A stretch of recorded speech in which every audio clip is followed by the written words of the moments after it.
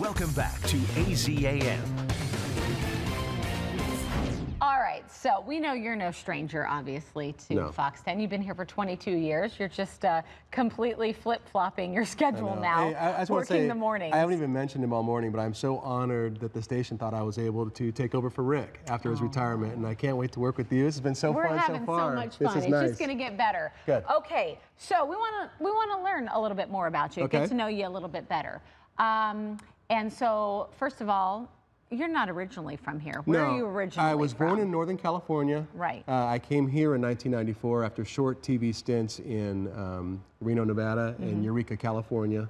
When I was a kid, I lived in Pittsburgh for a while, in San Diego, so we moved around a little bit. So, but I've been here 22 years. As far as I'm concerned, had my kids here. Yes. Met my wife, married my wife here. This is home. Your Arizona's roots are home. here. Absolutely. Now, okay, so 3 things that people don't know about you. We're going to start with the first thing. You talked about moving around for a couple of early jobs. It's so embarrassing. This is a young Troy Hayden, everyone. How old are you here? I was about 10. And I'm told you did something at 10 years old. I anchored my very first newscast when I was 10 years old. So you knew at 10 you wanted to do this? No, I didn't. No, it was one of those things, an opportunity came up. There was something called Kids Watch at KRON in San Francisco, and I lived up there, and so I auditioned for it, and I did some reporting and anchoring, and there you go. And I remember the big payoff was they took us to Marriott's Great America, which is kind of like the Northern California Disneyland. So that's why I was really into it. That was why you wanted to do it. Oh, absolutely. And why is it that every boy during this time had that haircut? Because we rocked it. I know. It looked fantastic. You and Corey, I've seen a picture of Corey at that age, same haircut. Love it. Okay. The 70s were good. Look how a good cute time. you are. Yeah, well, so thank you. cute. Okay.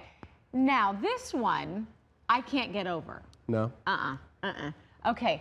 We're showing this picture of this sewing machine. I barely know how to sew a button. I don't even know how to use a sewing machine. This this is your sewing machine? This is my personal sewing machine. It's called the Quick Fix. Again, these are revelations. I would never tell anybody about this if we weren't doing this. Well, you just told everybody about it. So here's the deal. I have a big neck. Okay, it's like 17 and a half. Okay, yeah. And so and my waist is like 34 inches. So when you buy a shirt with a 17 and a half inch neck, it balloons out. Right. So I was taking them to the tailors, and it's very expensive to do that. So I figured for the cost of taking like one shirt to the tailors, I can buy this thing and do it myself. So I looked on the internet to see how to do it, and so now I sew. YouTube my own did, shirts. And you bought this. How much did this thing cost you? I think it's like 50 or 60 bucks. It does look like my first sewing machine. Somebody called it Fisher Price. It's not Fisher Price. Learn how to sew. It's not Fisher Price. That's impressive. It works really well. Does your wife sew? You know, see? She doesn't sew? You sew her No, stuff? my wife has never touched that machine. Good. And I'd never asked her to. But I took home ec. That's what it was. See, in my day, we didn't we had to take home ec. So I like sewed an apron and I sewed a jacket, so I knew the basics. Well, I'm impressed. And it does look really good. It works. Yeah. Right? Okay. Okay. The next one has to do with eating. You know, from what you know about me, I love to eat and I love to talk about food. But what is it? You have a weird thing about eating? I do, and everybody makes fun of me for it. So if I sit down and have a meal, I eat one thing at a time until it's gone. And then I start on the next thing. Don't look at me like that. Everybody does. It's the way I like it. So let's say that you had a meal with French fries. Okay. Fries go first.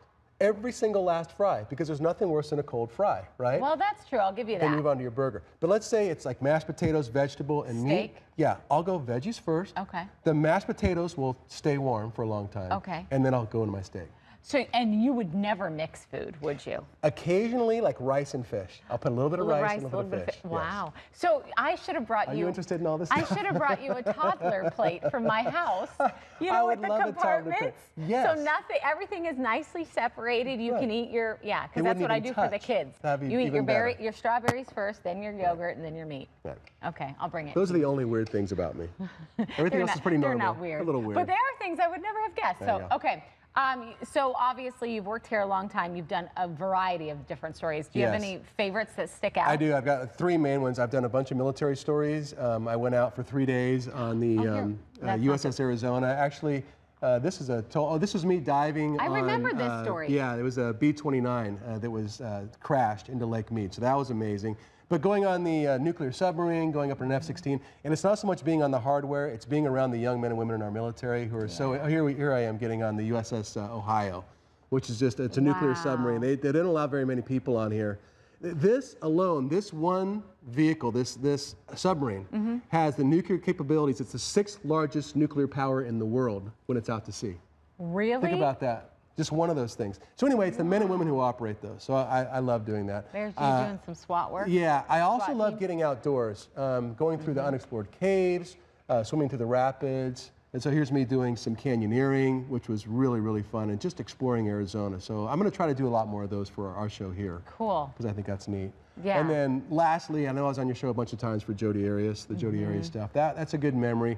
And to me, I'm a very, very competitive person. So to be able to compete with all the national, international journalists who are out here and do pretty well. Yeah. So I'll always Do very well. think of that as I mean, you got a lot of the good first time. Interviews. Well, talked Yeah. to Jodi No, herself. we but did well on that You case, did very so. well, yeah. She's in Perryville now, and that's behind us. But when Yeah. you asked me about all the good Yeah. stuff, that's what I like.